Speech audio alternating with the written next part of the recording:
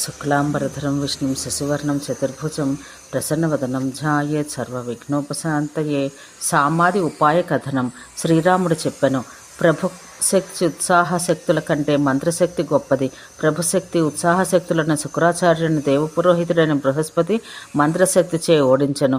విశ్వాసపాత్రుడే కాక నీతిశాస్త్ర కోవిదుడు కూడా అయిన వానితో రాజు మంత్రణం చెయ్యాలి. అసఖ్యమైన కార్యమును ఆరంభించే వారికి క్లేశములు అనుభవించట తప్ప ఫలమేది లభించదు. తెలియని విషయాలు తెలుసుకొనుట, తెలిసిన దాన్ని నిశ్చయించుట, కర్తవ్యం నందు సందేహం ఏర్పడినప్పుడు దాన్ని తొలగించుకొనుట, శేషం లభించుట ఇవి మంత్రాలపై ఆధారపడి ఉన్నవి. సహాయకులు కార్య సాధనోపాయంలో దేశకాల ప్రవిభాగం, విపత్తి నివారణం, కర్తవ్య సిద్ధి ఇవి మంత్రాలోచనకు సంబంధించిన 5 అంగములు. మనసు యొక్క ప్రసన్నత్వం, శ్రద్ధ, జ్ఞానేంద్రియ కర్మేంద్రియములు తమ తమ పనులు చేయట ఎంత సమర్థములుగా ఉండట, సహాయ సంపత్తి, ఉత్థాన సంపత్తి ఇవి మంత్రముల ద్వారా నిశ్చయించి ప్రారంభించబడు కర్మల సిద్ధికి లక్షణములు. మదము, ప్రమాదము, కామము, స్వప్నంలో పలవరించుట, స్తంభాదుల వెనక పొంచి ఉండు జనులు, స్త్రీ సాన్నిధ్యం, ఉపేక్షిత ప్రాణులు, భేదం కలుగుటకు కారణములు. సభలో నిశ్చయంగా మాట్లాడుట, మంచి జ్ఞాపక శక్తి, ప్రవచన కౌశలం, వస్త్రశాస్త్రంలో పరినిష్ఠిత జ్ఞానం, దూతలకు తగిన కార్యములందు నేర్పు కలవాడు, రాజదూతకు యోగ్యుడు, నిశ్రిష్టార్థుడు, పరిమితార్థుడు, శాసనహారకుడు అని దూతలు 3 విధములు. తన రాకణ గురించి ముందుగా సూచించకుండా దూత శత్రుదుర్గమును కానీ సభను కానీ ప్రవేశించరాదు. కార్యసిద్ధికై సమయం నిరీక్షించాలి. శత్రువు అనుమతి పొంది తిరిగి వెళ్ళాలి. శత్రువుని లోపం తెలుసుకోవాలి. వారి కోసము మిత్రులు మొదలగు వాటిని తెలుసుకుని శత్రువుల యొక్క చూపులు, చేష్టలు మొదలగు వాటిచే తన విషయాన్ని అతనికి ఎట్టి అభిప్రాయం ఉందో తెలుసుకోవాలి.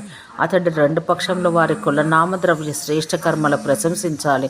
తపస్వి వేషంలో ఉన్న తన పక్షీయులకు గూఢచారులతో సంప్రదించాలి. ప్రకటలు, అప్రకటలు అని చారులు 2 విధములు.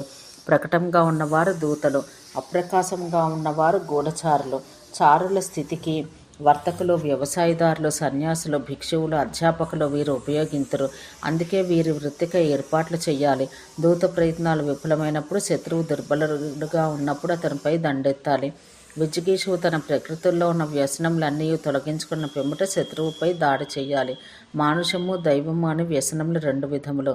అనయము, అపనయము అని వాటిచే ప్రకృతి వ్యసనం ఏర్పడను. కేవలం దైవవశం చేత కూడా అది రావచ్చు. శ్రేయస్సును వ్యస్తం చేయనుగాను వ్యసనము. అగ్ని, జలము, రోగములు, దుర్భిక్షము, మహామారి ఇవి 5 దైవ వ్యసనములు. మిగిలినవి మానుష వ్యసనాలు. పురుష ప్రయత్నం చేత కానీ అధర్వోక్త శాంతి కర్మల చే కానీ దైవ వ్యసనాన్ని తొలగించాలి. ఉత్థాన శీలత్వము, నీతి, సంధి, సామము మొదలగు వాటిచే మనుష్య వ్యసనం శాంతింప చేయాలి.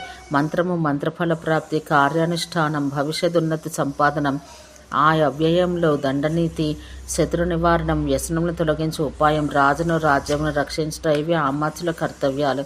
ఆమాత్యుడు వ్యసనగ్రస్తుడైతే ఈ పనులన్నింటినీ పాడు చేయను. సువర్ణ, ధాన్య, వస్త్ర, వాహనాది సంగ్రహం జనపదవాసులకు ప్రజల కర్తవ్యం. ప్రజలు వ్యసనగ్రస్తులైతే ఇవన్నీ నష్టమగను. ఆపత్ సమయాన జనులను రక్షించుట, కోససేన రక్షణం, రహస్యంగా కానీ ఆకస్మికంగా కానీ వచ్చిన యుద్ధం నుండి కాపాడుకొనుట, కష్టాల్లో చిక్కుకున్న మిత్ర ఆత్మమిత్రులను సంగ్రహించుట, సామంతుల నుండి వనవాసుల నుండి వచ్చే ఉపద్రవాలను తొలగించుకొనుట ఇవన్నీ దురాశ్రయణ ప్రయోజనాలు. నగరమందలి నాగరికులు కూడా అవసరమైనప్పుడు రక్షణ పొందుట కొరకై కోసాదులను ఇచ్చుచు దుర్గపతికి ఉపకరింతరు.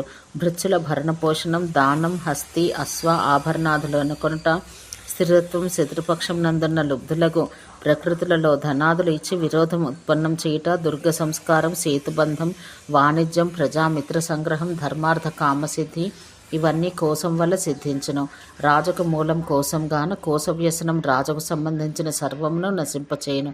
మిత్ర, అమిత్ర, సువర్ణ భూములను తన వశంలో ఉంచుకునుట, శత్రువులను అణిచివేయుట, ఇతర కార్యాలను శీఘ్రంగా సాధించుట ఇవన్నీ సేనాబలం చే సాధించదగినవి.